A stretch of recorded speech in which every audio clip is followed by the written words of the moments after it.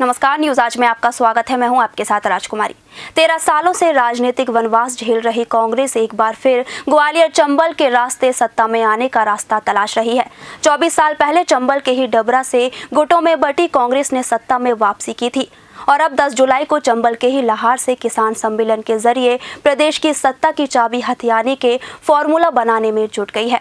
लगभग 1.5 दशक से सत्ता सुख से वंचित कांग्रेस को वापस सत्ता का ताज पहनाने कांग्रेसी दिग्गज गुटबाजी छोड़ एकजुट होने की हुंकार भर रहे हैं। सालों से गुटों में बटी कांग्रेस ने मंदसौर में हुए किसान आंदोलन के बाद से प्रदेश की जनता की नब्ज को पहचानते हुए मैदानी ताकत दिखाने की कोशिश की।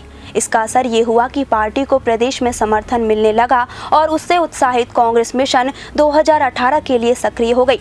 इसी कड़ी में कांग्रेस ने 1 जुलाई से शुरू किए किसान स्वाभिमान यात्रा का समापन 10 जुलाई को लाहार में बड़े किसान आंदोलन के साथ करने का ऐलान कर दिया, जिसमें तमाम गिले शिकवे भुलाकर प्रदेश के कांग्रेसी दिग्गज शामिल होने जा रहे हैं। लाहार के सम्मेलन को 1993 में हुए डबरा सम्मेलन की तरह देखा जा रहा है, जहां तत्कालीन सभी कांग्रेसी दिग्गजों को माधवराव सिंधिया के नेतृत्व में मंच पर इकट्ठा किया था। वहीं बीजेपी के मुख्यमंत्री सुंदरलाल पटवा को सत्ता से बेदखल करने की स्क्रिप्ट भी रची थी। इसी तर्ज पर मंदसौर में हुए किसान आंदोलन और गोलीकांड के बाद सरकार के खिलाफ माहौल बनाने के लिए कांग्रेसी विधायक गोविंद सिंह की विधानसभा क्षेत्र लाहार में किसान सम्मेलन किया जा रहा है। लाहार सम्मेलन में शामिल होंगे दिग्गज नेता दिग्विजय सिंह, कमलनाथ, ज्योतिरादित्य सिंधिया, सत्यव्रत चतुर्वेदी, अजय सिंह, सुरेश पचौरी, कांतिलाल भूरिया, अरुण यादव। किसान सम्मेलन से जहां कांग्रेस 1 लाख से ज्यादा की भीड़ जुटाने का दावा कर रही है, वहीं पार्टी इस सम्मेलन से प्रदेश के वोटरों को ये दिखाने की भी कोशिश करेगी कि पार्टी में गुटबाजी नहीं है। कांग्रेस पार्टी में मतभेद रहे हैं और शुरू से रहे हैं। मैं इस चीज़ को मना नहीं करूँगा, इससे इनकार भी नहीं करूँगा, मगर मनभेद किसी के भी नहीं है। और सारे नेता हमारे शीर्ष नेतृत्व को मजबूत करने के लिए और मध्य प्रदेश में भारतीय जनता पार्टी की सरकार को उखाड़ने के लिए कृत संकल्पित हैं। उसका नज़ारा आने वाले दिनों में आपको और भी अधिक दिखाई देगा।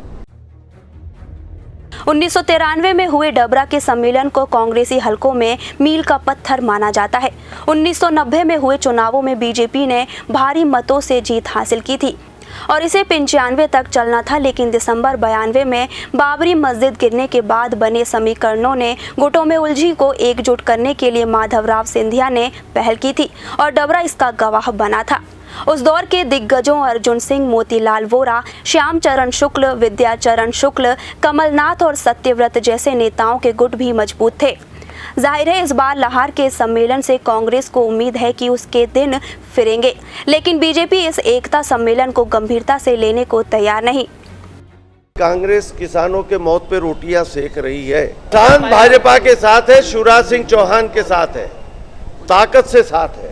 किसान आंदोलन में अपनी मौजूदगी दर्ज करवाकर कांग्रेस खुद को मिशन 2018 की दौड़ का विजेता समझ रही है, तो ये केवल उसकी मृगत रचना ही होगी, क्योंकि जिस किसान आंदोलन को कांग्रेस संजीवनी मान रही है, उसे लाने वाला हनुमान फिलहाल कांग्रेस के पास नहीं है। न्यूज आज के लिए प्रसन्ना शहानी की रिपोर्ट। और इसी के साथ मुझे दीजिए इजाजत और आप देखते रहिए न्यूज आज।